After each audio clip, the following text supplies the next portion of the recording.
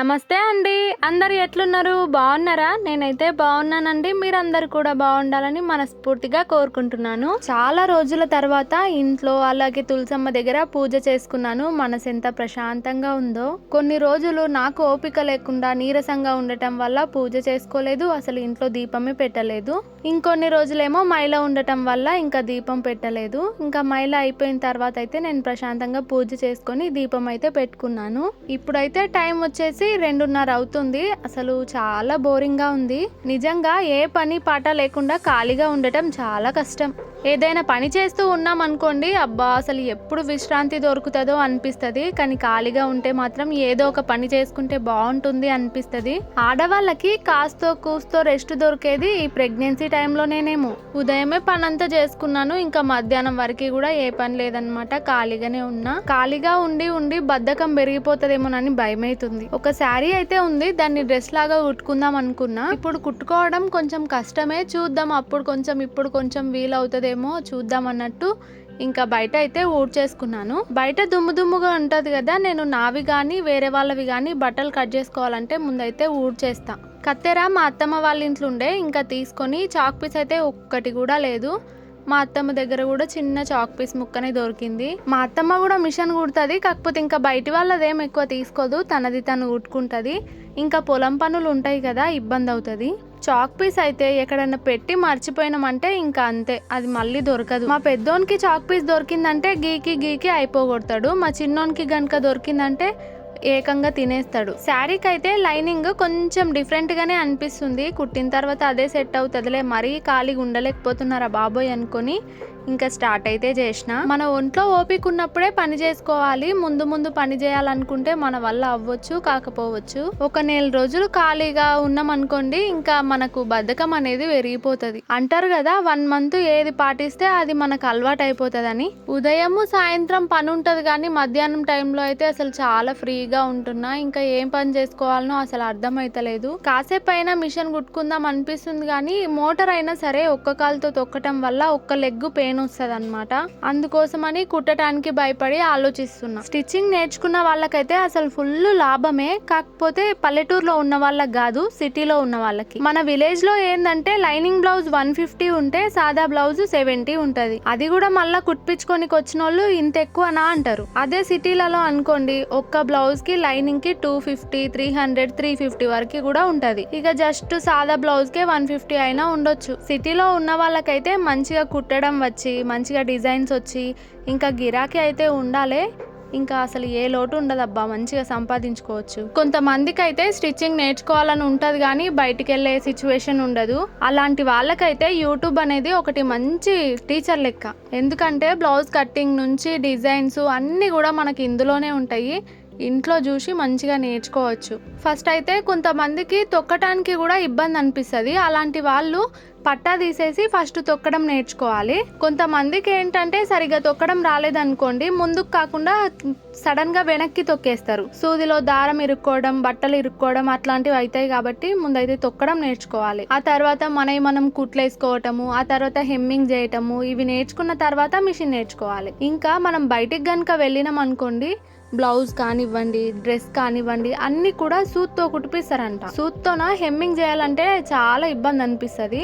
అలాంటివి బ్లౌజులు అన్ని కూడా హెమ్మింగ్ సూత్తోనే కుట్టాలంటే అసలు ఎంత కష్టం. కానీ ఫస్ట్ లో అయితే అలాగే నేర్పిస్తారంట. మా అమ్మ కూడా ఒకప్పుడు మేము పుట్టక ముందు అట్లనే నేర్చుకున్నదంట. ఈ చీరతో అయితే నేను ఇప్పుడు జిప్లెస్ ఫీడింగ్ కుర్తీస్ అని ట్రెండింగ్ లో ఉన్నాయి కదా, అట్లయితే ట్రై చేద్దాం అనుకుంటున్నా. బాటమ్ వచ్చేసి అంబ్రెల్లా ఫ్రాక్ లెక్క కాకుండా కుచ్చులు బెట్ అయితే కుడదాం అనుకుంటున్నా. నేను ఒకటి బ్లాక్ డ్రెస్ అయితే కుట్టుకున్నా కదా, సేమ్ అట్లనే, కాకపోతే ఫీడింగ్ కుర్తీ లెక్క కుట్టుకుంటా. కటింగ్ అయితే అయిపోయింది, కానీ స్టిచ్చింగ్ కి ఎన్ని డేస్ పడుతుందో తెలియదుగా. నాకు ఏ ప్రాబ్లం లేదు, నేను కుట్టుకోవచ్చు అబ్బా అనుకున్నప్పుడు కొంచెం అట్లా కుట్టుకుందాం అనేసి కటింగ్ అయితే చేసి పెట్టుకున్నా. ఇంకా కొన్ని బ్లౌజులు కూడా ఉన్నాయి కుట్టుకునేటివి, కానీ ఇది ఓపిక ఉండి కుట్టుకుంటే చూద్దాం అవి కటింగ్ చేసుకుందాం. లోపల బెడ్ మీద మేము పండుకోకపోయినా సరే పిల్లలు ఎక్కడం దిగడం తొక్కడం చేస్తుంటారు కదా, ఇక దుమ్ము ఉంటది. ఎప్పటికప్పుడు దులిపేసుకుంటూనే ఉంటా. అది తీసి దులిపి పర్వాలంటే మళ్ళీ బెడ్ మీదకి ఎక్కడం దిగటం అట్లా ఇబ్బంది అవుతుంది అనమాట. అందుకే నేను తువ్వాలతోనే దులిపేస్తా. సైడ్స్ కి నడవటానికి ఇట్లా మనకు ప్లేస్ ఏం లేదు కదా, ఒక్కొక్కసారి కింద పడుకున్నప్పుడు అసలు ఒక పక్క పడుకున్నాం అనుకోండి, ఒక పక్క మొత్తం నొప్పిలేస్తుంటది, గుంజుతుంటది, ఇంకో సైడ్కి మళ్తే ఇంకొక సైడ్ గుంజుతుంటది. అలాంటి టైంలో ఇక కింద పడుకోకుండా ఇట్లా మంచం పైన పడుకుంటా. నిజానికి నాకు చాలా బోరింగ్ గా అనిపించి ఏం చేయాలనో అర్థం కాక ఇంటి పక్కన పిల్లలు స్కూల్కి వెళ్తారు కదా, వాళ్ళవి 3rd క్లాస్వి 2nd క్లాస్వి ఇంగ్లీష్ బుక్స్ ఉంటే తీసుకున్నా. అందులో స్టోరీస్ ఉంటాయి కదా, కనీసం అవైనా చదువుకుందామని. అంతేకాకుండా పక్కన మా మామయ్య దగ్గర పెద్ద బాల శిక్ష ఉంది. అయితే అందులో స్టోరీస్, పంచతంత్రం కథలు, భగవద్గీత, రామాయణం అన్నీ ఉన్నాయి. ప్రెగ్నెన్సీ టైంలో ఇట్లా దేవుళ్ళవి కూడా చదివితే చాలా మంచిది అంటారు కదా, అందుకే చదువుదామని తీసుకున్నా నేను. కాకపోతే అది బుక్ పట్టుకోగానే ఇక పిల్లలు వచ్చి ఊకే సతాయిస్తారు, ఇంకా బుక్ లాగటం కానీ నాకు నాకు అని కొట్లాడటము. ఇంకా వాళ్ళ వల్ల వాళ్ళు పడుకున్నప్పుడు మాత్రమే చదువుకుంటున్నా. మా బుడతలకైతే అసలు ఏవి అందకపోయినా సరే బయట నుంచి కుర్చీ తెచ్చుకొని వేసుకొని మరీ అన్ని సర్దుతారు. ఇక ఇండ్లు అయితే ఊడ్చేసుకున్నా, మా ఊరిని చాట తెచ్చేయమంటే మంచిగా తీసుకొచ్చి ఇస్తుండు, చెప్పిన పని వింటాడు. ఒక్కొక్కసారి మాత్రమే. కొంతమంది ఏమో డైలీ వీడియోస్ రొటీన్ అయినా సరే పెట్టండి అక్క అంటుంటారు. కొంతమంది ఏమో రోజు అదే పెడితే బోర్ కడుతుంది కదా, ఏదైనా కొత్తగా ట్రై చేయండి అంటారు. నిజానికి నాకు కూడా అట్లనే అనిపిస్తుంది, ఏదైనా కొత్తగా ట్రై చేద్దాం అనిపిస్తుంది కానీ అసలు ఏం చేయాలనో అర్థం కాదు. స్టిచ్చింగ్ పెడదామా అంటే కుట్టే పరిస్థితిలో లేను. డైలీ రొటీన్ అంటే ఇంట్లో చేసుకునే పనులే ఉంటాయి కాబట్టి ఇంకా నేను చేసుకునేవే తీసి పెడుతున్నా. వీడియోస్ కోసం అయితే నేను కొత్తగా ఏది చేస్తలేను, నేను ఇంట్లో చేసుకునే పనులే తీసి పెడుతున్నా. కొంతమంది మీ ఆయన మీద ఫ్రాంక్ చేయండి అక్క అంటుర్రు. నిద్రలో లేపేవి కాకుండా ఏవైనా ఫ్రాంక్స్ ఉంటే చెప్పుర్రి, ట్రై చేస్తా. ఇంకోటి ఏంటంటే మనకు మరీ సీరియస్గా ఉండటం రాదు. ఒకవేళ వీడియో తీయాలనుకున్న టైంలో నవ్వుతా. నేనైతే ఎల్లిపాయ కారం పట్టి పెట్టుకున్నా, ఎప్పుడైనా తినాలనిపించకపోతే ఇంకా ఇదే వేసుకుని తింటా. కొన్నిసార్లు కూర ఎంత మంచిగా చేసుకున్నా సరే తినాలనిపించదు, ఈ నిరుపొడితోనే తినాలనిపిస్తుంది. కొన్ని ఎల్లిపాయలు ఎక్కువ వేసుకొని మిక్సీకి అయితే పట్టుకున్నా, మస్తు టేస్ట్ ఉంది అసలు. దీన్ని ఎల్లిపాయ గుడ్డు కారం చేసుకుంటారు కదా, అట్లా చేసుకొని తిన్నా సరే అప్పటికప్పుడు చేసేసుకోవచ్చు. కడుపు నిండా తినాలనుకుంటే వేడివేడి అన్నం ఈ కారాలే బెస్ట్. ఊళ్ళోకి అల్లం ఎల్లిపాయ వస్తే తీసుకున్నా, 150కి 2 కిలోలు, ఇంకా 2 కిలోలు అయితే తీసుకున్నా. ఇక కష్టపడి ఎల్లిపాయలు అయితే ఒలిసి అక్కడిక్కడైతే మిక్సీ పట్టేసిన. కాకపోతే అనవసరంగా ఇంతగానం తీసుకున్నా అనిపించింది, ఖరాబ్ అవుతుందో ఎట్లనో మరి. నాకు ఈ ఎల్లిపాయలు పొట్టు తీయాలంటే మస్తు కోపం వస్తుంది, అస్సలు నచ్చదు. మా అమ్మ వచ్చినప్పుడు తీసుకుందాంలే అనుకున్నాను కానీ మా ఆయనకి ఈ అల్లం ఎల్లిపాయ వేయకుంటే కూర టేస్ట్ అనిపించదంట. ఇక ఆయన కోసం తీసుకోక తప్పలేదు. ఆడికి కొన్ని ఎల్లిపాయలు తీసి ఎల్లిపాయ కారం పెట్టుకున్నా, ఇంకా కొన్ని ఎల్లిపాయలేమో పోపులకు అయితే తీసి పెట్టుకున్నా. అల్లం కూడా తీసిన చాయ్లో వేసుకోవచ్చని, అది కూడా మా ఆయననే తీయమన్నాడు, నా కోసం కాదు ఆయన కోసం. కలబంద చెట్టుని నేను మస్తు ప్రేమగా పెంచుకుంటా, దాని మీద సైకిల్ పడేసి మొత్తం ఇరగొట్టిర్రు. అందుకే ఇక ప్లేస్ మార్చిన. ఉదయం అయినా సరే సాయంత్రం అయినా సరే చాయ్ గ్లాస్ అయినా సరే గానీ చాయ్ తాగకుండా పాలు తాగమన్నాడు డాక్టర్. ఇక మా ఇంట్లో వాళ్ళైతే అసలే తాగనియరు, అందుకే ఇంకా మార్నింగ్ అలాగే సాయంత్రం 2 పూటలు కూడా పాలే తాగుతా. ఏదైనా అన్నం కానీ ఏవైనా మిగిలిపోయినాయి అంటే కనుక కొంచెం దూరంగా ఒకటి బండలాగా ఉంటుంది, దాని మీద అయితే వేస్తా. కుక్కలు కానీ కోళ్ళు కానీ ఏవైనా వచ్చి తింటాయి. కొంతమంది కూర్చొని బట్టలు ఉతకాలన్నా గిన్నెలు దోమాలన్నా ఇబ్బంది అనిపిస్తుంది అక్క అన్నారు. నిజమే అబ్బా, నాకు కూడా మస్తు ఇబ్బంది అనిపిస్తుంది. గిన్నెలు అయితే ఇట్లా చేతిలో పట్టుకొని అట్లనో ఇట్లనో దోమేసుకుంటాం కానీ ఇక బట్టలు ఉతికేటప్పుడు మాత్రం వంగక తప్పదు. పెద్దోన్ టైంలో కానీ చిన్నోన్ టైంలో కానీ 8 months వరకు అయితే నేనే చేసుకున్నా. 8 months తర్వాత ఇంకా అమ్మ వచ్చింది. డెలివరీ టైంలో అయితే నేను అమ్మ వాళ్ళ ఇంటి దగ్గరికి ఏం వెళ్ళను, అమ్మ ఇక్కడికి వస్తుంది. ప్రెగ్నెన్సీలో మిషన్ కుట్టొచ్చా అని కూడా అడుగుతుర్రు. ఏ ప్రాబ్లం లేకుండా ఉంటే అది కూడా మోటార్ ఉంటే కుట్టుకోవచ్చు. అంటే కొంతమందికి రెస్ట్ చెప్తుంటారు, కొంతమందికి ఎక్కువ పనులు చేయొద్దని, బరువులు లేపొద్దని, ఇట్లా ఎన్నో చెప్తుంటారు కదా. అట్లా అసలు ఏ ప్రాబ్లం లేకుండా ఉంటే కుట్టుకోవచ్చు. సెకండ్ టైం ప్రెగ్నెన్సీ ఉన్నప్పుడు అయితే మా పెద్దోడు చిన్నగానే ఉంటుండే కదా, 1 year అయిపోయింది వానికి. ఇక మా పెద్దోడు అయితే ఊకే సతాయిస్తుండే. ఇంకా అర్జెంట్వి కుట్టాలి తప్పదు అనుకున్నప్పుడు 5 months కానీ 6 months కానీ 7 months కానీ మా పెద్దోన్ని మీన్ ఎత్తుకొని మరీ కుట్టుకున్నా. కానీ ఇప్పుడైతే నా వల్ల కాదు. బట్టలు అయితే చాలా ఉన్నాయి ఉతికేటివి, కొన్ని అయితే బట్టలు మూటగట్టి పెట్టినా. డైలీ యూజ్ చేసుకునేటివి మాత్రమే ఉతుకుతున్నాం, అవే వేసుకుంటున్నాము. ఇంకా వేరేవి ఉతికేటివి మాత్రం ఇక అట్లనే పెట్టేసిన. మధ్యాహ్నం టైంలో ఖాళీగానే ఉంటా, చెట్టు కింద నీడనే ఉంటది, అయినా సరే నాకు బట్టలు అయితే అస్సలు ఉతకబుద్ధి అయితే లేదు. జీన్స్లో ఒకటి కొంచెం బరువు అనిపిస్తాయి కదా, జీన్స్ల వరకు అయితే మా ఆయనను ఉతుక్కోమన్నా. ఇంకా షర్ట్స్ టీ షర్ట్స్ ఏవైనా కానీ ఇక నేనే ఉతుకుతా. మా ఇంట్లో అన్ని సరుకులు నిండుకున్నా సరే ఏదైనా స్టాక్ ఉంటుందంటే అది ఉల్లిగడ్డ ఒకటి ఇట్లా చిన్న సంచిలాగా తెచ్చేసుకుంటాము. ఇక అది మాకైతే చాలా రోజులే వస్తుంది. నాకు ఉల్లిగడ్డ ఎక్కువ వాడబుద్ధి కాదు, ఎగ్లో అయితే తింటాను కానీ మిగతా వాటిలో అన్నిట్లో ఏరి పక్కన పెట్టేస్తా. తెచ్చి చాలా రోజులే అవుతుంది, తీసి పెడదాం అనుకుంటున్నాను కానీ ఇంతవరకు వీలు కాలేదు. ఇక ఈ రోజు అయితే ఈ పని ముందలేసుకున్నా. పొట్టు ఉంటది కదా, ఇక ఆ పొట్టంతా తీసేసి ఉల్లిగడ్డ కాడికే తీసి పెడతా, లేదంటే ఇక బుట్టిలా మొత్తం పొట్టే ఉంటది. వీడియోస్ విషయంలో నాకు కూడా నేను ఇంత కష్టపడుతున్నా కానీ అనుకున్న వరకు పోతలేనే అని మస్తు బాధ అనిపిస్తుంది. డైలీ రొటీనే కాకుండా ఇంకా ఏం చేయాలనో అస్సలు అర్థం కాదు. మీరేమైనా ఐడియాలు ఉంటే చెప్పండి, నేను ట్రై చేస్తా. నాకు యూట్యూబ్ స్టార్ట్ చేసిన తర్వాత ఇంట్లో పెద్దవాళ్ళు లేరే అన్న బాధే లేకుండా పోయింది. ఎందుకంటే ఏదైనా పని చేసేటప్పుడు ఇది చేయకూడదు అని చెప్పేవాళ్ళు ఉండరు కాబట్టి నాకు తెలిసినట్టు చేసుకుంటా. వీడియోస్ తీసి పెట్టడం వల్ల ఏంటంటే ఇట్లా చేయకండి అని మీరు చెప్తున్నారు కదా. నా కోసం టైం తీసుకొని మీరు కామెంట్స్ పెడుతున్నందుకు అసలు చాలా థ్యాంక్స్ అండి. ఇంకా ఉల్లిగడ్డ అయితే మొత్తం పొట్టు తీసేసి సర్ది పెట్టుకున్నాను. ఇవి వచ్చేసి రాగులు, పిండి పట్టించుకుందామని పెట్టినా ఇంతవరకు పట్టించుకోనే లేదు. ఇంట్లో సరుకులు నిండుకున్నాయని చెప్పినా కదా, ఇక మా ఆయన అయితే రాసి పెట్టు తీసుకొస్తా అన్నాడు. ఇక అవి రాసి పెట్టాలి మళ్ళీ. ఇంకోటి, కామెంట్స్ కి రిప్లై ఇస్తుంటే అవి సెండ్ అయితే లేవు. ఇక్కడ నేను స్క్రీన్ షాట్ యాడ్ చేసిన కదా, ఇట్లా there was a problem with the server అని ఇట్లా పడుతుంది. ఇది నెట్వర్క్ ప్రాబ్లం వల్లనా ఇంకేదైనా ప్రాబ్లం వల్ల సెండ్ అవుతలేవా నాకు అసలు అర్థం అయితలేదు. ఈవినింగ్ టైంలో ఏమైనా తినాలనిపించింది. ఇంకా పిల్లలు అయితే మ్యాగీ అడిగారు, వాళ్ళతో పాటు నేను కూడా తిందామని కొంచెం ఎక్కువనే చేస్తున్నా. ఈ మ్యాగీది టేస్ట్ అయితే అస్సలు బాగుండదు. నాకు ఇప్పి మ్యాగీ ఒక్కటే ఇష్టం.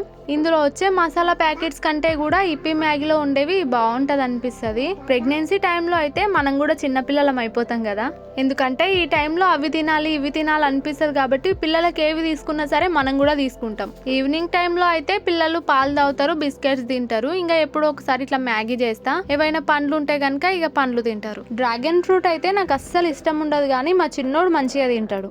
ఇక వానితో పాటు నేను కూడా వేసుకొని కూర్చున్నా. మా చిన్నోడేమో పక్కింట్లోకి పోయిండు. ఎట్లోగా కాలుతుంది కదా, ఇంకా వాడు వచ్చే వరకు చల్లగా అవుతుందిలే అని ఇక పిలవలేదన్నమాట.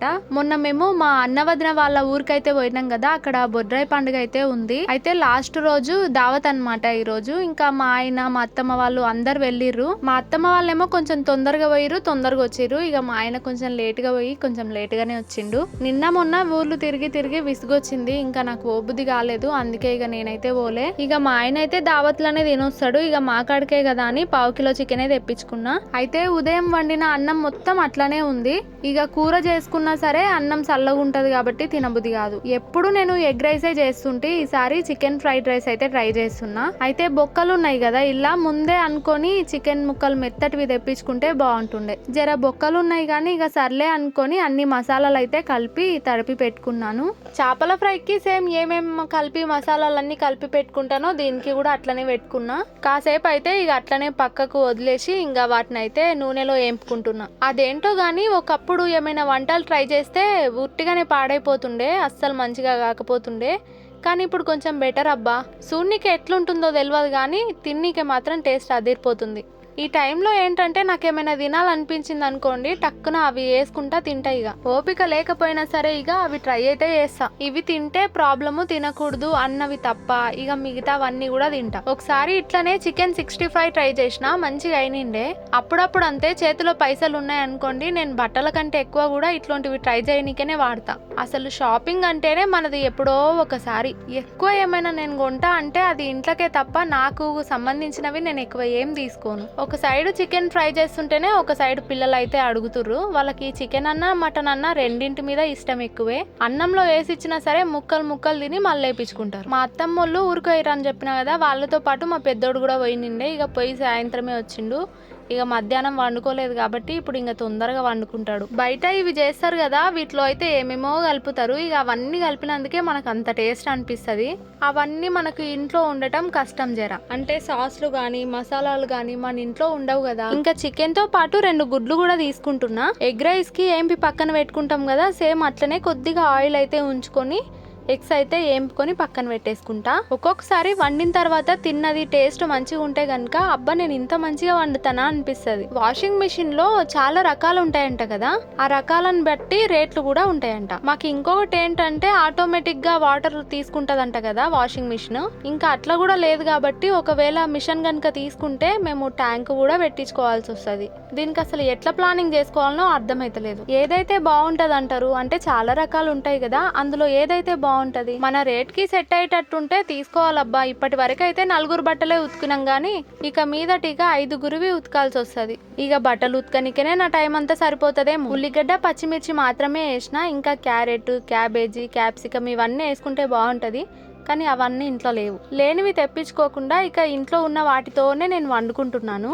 ఉల్లిగడ్డ కాస్త ఫ్రై అవ్వగానే ఇంకా ఎగ్స్ అలాగే చికెన్ ముక్కలు అయితే దాంట్లో వేసి కలిపేసుకుంటున్నా. ఇవి వేసుకున్న తర్వాత ఇంకా కాసేపు అయితే మూత పెట్టి పక్కకెట్టుకోవాలి. ఇక ఒక 2 మినిట్స్ అయితే పక్కన పెట్టుకున్న తర్వాత ఇందులో అన్నం వేసుకొని కలిపేసుకుంటే అయిపోతుంది. ఇట్లా ఏవి వేసినా సరే అన్నం వేసి కలిపేటప్పుడు మాత్రం సిలిండర్ మొత్తం పాడు చేస్తా నేను. ఇక చుట్టూ అన్నమే పడుతుంది అనమాట. టేబుల్ మొత్తం ఖరాబ్ అయిపోతుంది. అట్లనే ఉంటే చూడబుద్ధి కాదు. మళ్ళా అన్నం వేసిన తర్వాత మొత్తం వంట అయిపోగానే ఫస్ట్ సిలిండర్ టేబుల్ క్లీన్ చేసుకున్న తర్వాతనే తింటా. అట్లనే ఉందంటే చెత్త చెత్త అనిపిస్తుంది. అసలు తిండి కూడా తినబుద్ధి కాదు. అన్నం వేసుకున్న తర్వాత ఇంకా కారం, ఉప్పు, ధనియాల పొడి అలాగే గరం మసాలా అయితే వేసుకున్నాను. ఇవన్నీ ఇక బాగా కలుపుకున్నామంటే ఇక మన చికెన్ ఫ్రైడ్ రైస్ అయినట్టే. మిరపొడి కొంచెం పచ్చివాసన పోయేంత వరకు కూడా బాగా కలుపుకొని కాసేపు మూత పెట్టి లో ఫ్లేమ్లో పెట్టుకుంటా. ఇంతకుముందు తిండి అంటేనే అసలు బాగా తినబుద్ధి కాకపోతుండే. కాకపోతే ఇప్పుడు కొంచెం నేను కూడా ఇక వంటకు తిండికి ప్రియురాలను అయిపోయినా. కొద్దిగా కొత్తిమీర ఉంటే ఇంకా యాడ్ చేసుకున్నాను. ఇదే బయట చేస్తే గనుక సోయా సాస్ ఇంకా రెడ్ చిల్లీ సాస్ ఇవన్నీ కూడా మిక్స్ చేస్తారు. అట్లనే పెప్పర్ పౌడర్ వేస్తే బాగుంటదంట. ఈసారి కొంచెం మిక్సీ పట్టుకొని పెట్టుకోవాలి. ఇక మొత్తానికి కష్టపడి ఎలాగోలాగా వండేసిన. ఇక టేస్ట్ చూడాలి ఎట్లుందో మరి. పిల్లలు మాటికి ఒకటి అడుగుతుంటారు కదా, అందుకే ఇక అన్ని కింద పెట్టుకొని కూర్చుంటా. ఈ రోజు మా ఆయన లేకపోయినా ఇక మేము కూడా దావతి వేసుకుంటున్నాం అబ్బా. ఇక వీళ్ళు తిననికే ఏ గంట పడుతుందో గంటన్నర పడుతుందో తెలియదు. టీవీ చూసుకుంటా మెల్లగా తింటాడు. ఇంకొకడేమో అక్కడిక్కడ తిరుగుకుంటా సతాయించుకుంటా అవి ఇవి గెలుక్కుంటా ఇక మెల్లగా తింటాడు చిన్నోడు. ఈడ కూసుంటేనే నీకు ఇది ఇస్తా అన్నం అనుకోండి ఖచ్చితంగా అడపోయి కూసుంటాడు. చికెన్ ముక్కలన్నీ నేనే వేసుకున్నా అనుకోకండి. అంటే ఒక ఫోటో తీసుకుందామని అట్లా చికెన్ ముక్కలను అయితే మీద పెట్టిన. మా పెద్దోనికేమో గిన్నెల చేతు పెట్టాలన్నా సరే ఇక నేను అరుస్తూనే ఉండాలి. మా చిన్నోడేమో కనీసం ముక్కలన్నా తింటాడు. వీడు తినేసరికి నేను తినేసి చాపేసి దుప్పట్లు కూడా వేస్తా. అప్పుడు అయిపోతుంది అంది. టేస్ట్ అయితే నిజంగా చాలా మంచిగా ఉంది. అసలు రాను రాను నిజంగా నేను కూడా వంటల మాస్టర్ని అయిపోతున్నాబ్బా. కడుపు టైట్ గా ఉంది కానీ లేకుంటేనా ఇంకాస్త తింటే బాగుండు అనిపించింది. ఇంకా ఇదండి ఈ రోజటి వీడియో. డైలీ రొటీన్ వీడియోస్ లో కూడా కొంచెం స్పెషల్ ఉండడానికి ఏమైనా ఐడియాస్ ఉంటాయి ఎప్పుడు. మరొక వీడియోతో అయితే మళ్ళీ కలుస్తా. ధన్యవాదాలు.